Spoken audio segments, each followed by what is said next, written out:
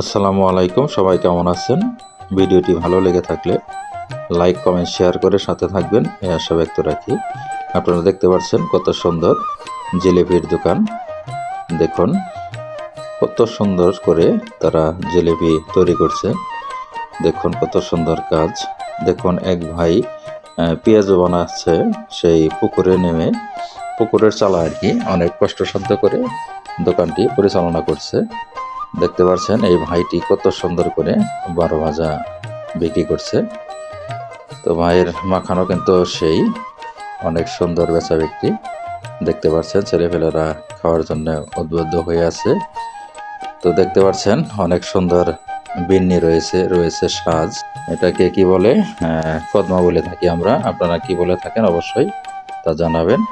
দেখুন বিশাল বড় বড় সাইজের কদমা বানিয়ে রেখে এই পলিথিনের ভিতরে ঢেকে রেখেছে, যাতে জানি ময়লা না হয়।